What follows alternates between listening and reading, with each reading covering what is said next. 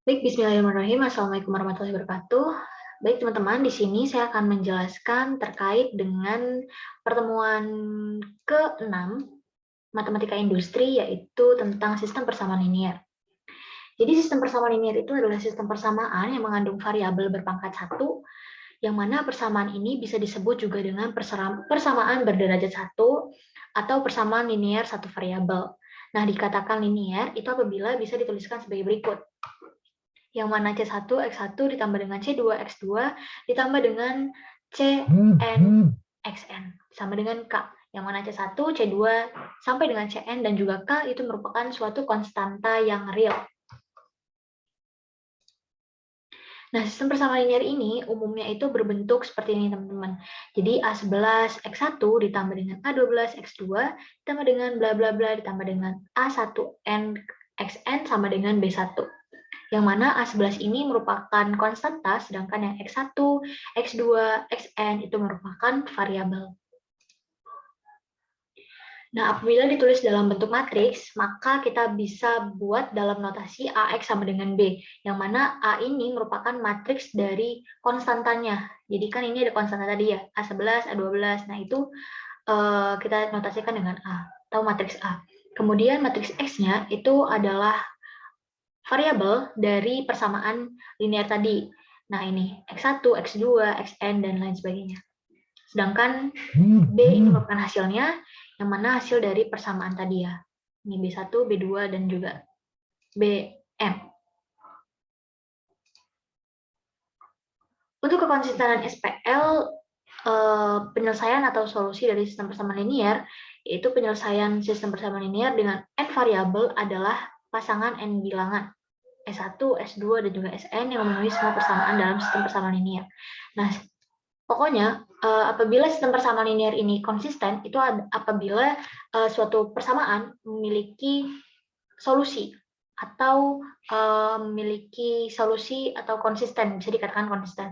Apabila tidak memiliki solusi, itu maka dikatakan tidak konsisten. Nah, suatu sistem persamaan linear AX sama dengan B dengan A dikatakan konsisten jika dan hanya jika pangkat matriks A sama dengan pangkat matriks yang diperbesarnya. Jadi kita nanti akan coba latihan gimana sih matriks diperbesar itu. Nah, ntar kita akan lihat.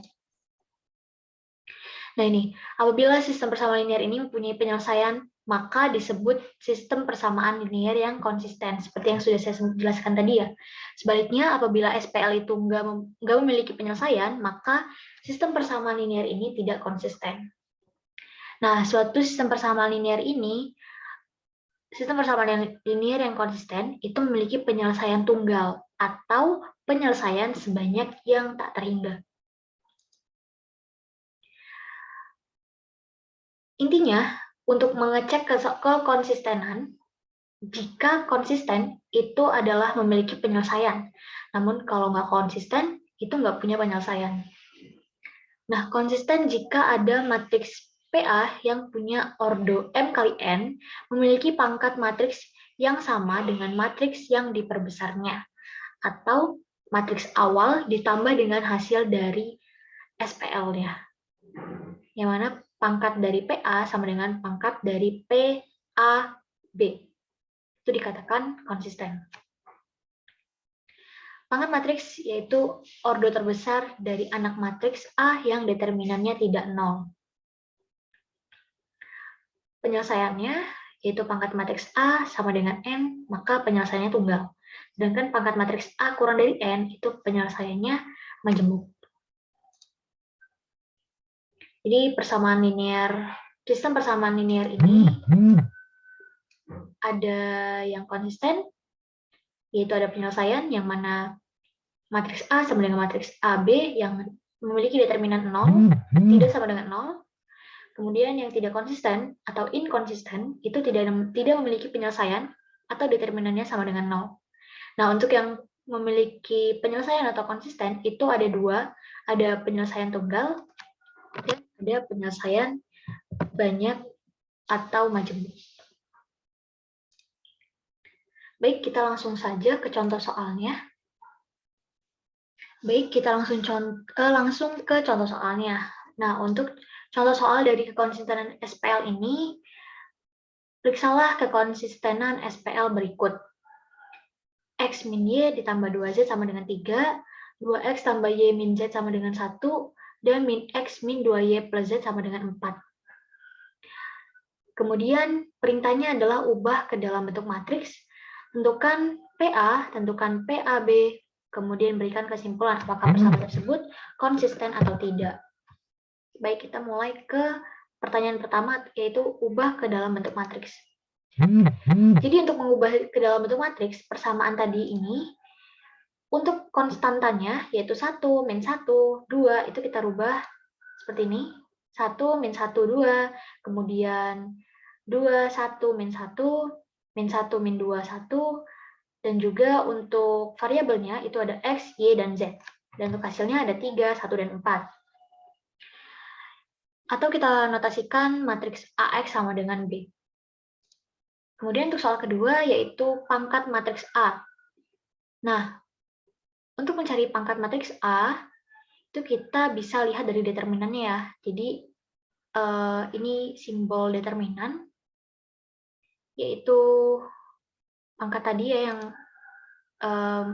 matriks A tadi. Kemudian dua angka dari matriks A tadi kita taruh di belakang, yaitu 1, min 1, 2, 1, min 1, min 2. Kemudian kita kalikan nih, 1 dikali 1 dikali 1, kita tambahkan dengan min 1 dikali min 1 dikali min 1, hasilnya min 1. Kita tambahkan lagi dengan 2 dikali 2 dikali min 2. Kemudian kita kurangkan dengan diagonal sebelah sini. Min 1 dikali 1 dikali 2, hasilnya min 2, tambahkan dengan min 2, dikali min 1 dikali 1, hasilnya 2, kemudian kita tambahkan dengan 1 dikali 2 dikali min 1, hasilnya adalah min 6. Nah, karena determinannya itu adalah tidak sama dengan 0, maka PA atau pangkat matriks A itu sama dengan 3. Setelah kita mengetahui pangkat matriks A, kemudian pertanyaan ketiga yaitu menentukan A, B, dan juga kesimpulannya. Nah, untuk menentukan AB ini, kita menggunakan matriks diperbesar ya, teman-teman. Jadi, sebelumnya tadi sudah ada penjelasan terkait dengan matriks yang diperbesar itu apa. Jadi, matriks yang diperbesar ini kita dapat dari hasil matriks A tadi, yaitu 1, min 1, 2, 2, 1, min 1, dan min 1, min 2, min 1, itu kemudian kita gabungkan dengan matriks hasilnya, yaitu matriks B-nya, yaitu 3, 1, dan 4. Nah, ini dia matriks diperbesar. Jadi yang kita gunakan yaitu menggunakan matriks yang diperbesar. Nah, kemudian kita rubah 3 angka di bawah angka 111 ini menjadi 0 semua. Nah, cara merubahnya itu bagaimana? Oke, jadi cara merubahnya itu yang pertama kita rubah adalah angka 2. Karena angka 2 ini berada di baris 2 kolom 1, maka cara merubah angka 2 ini agar menjadi 0, kita tambahkan dengan negatif 2. Nah, caranya gimana? Jadi, kita hitung dengan cara 2. 2 ini kita tambah dengan 1 dikali dengan negatif 2. Hasilnya 0. Begitupun ini, 1 ditambah negatif 1 dikali negatif 2. Jadi negatif 1 kali negatif 2 dari 2, ditambah dengan 1, hasilnya 3. Ini juga sama saja, yaitu negatif 1 ditambah dengan 2 dikali negatif 2. Hasilnya negatif 5. Nah, karena yang kita rubah adalah 2 ini saja, jadi yang kita kalikan itu adalah di baris 2 saja. Sedangkan untuk baris 1 dan baris 3 itu tidak usah dikalikan atau tetap angkanya. Nah, karena ini baru satu angka yang berubah jadi 0, maka masih ada 2 angka lagi nih yang harus dirubah jadi 0. Caranya juga sama seperti cara sebelumnya. Jadi ini kan yang kita rubah adalah baris ketiga di kolom ke-1. Jadi E31 ya, teman-teman. Nah, untuk merubah ini berarti kita harus menambahkan dengan 1 ya, penjumlahan berapa yang menghasilkan 0.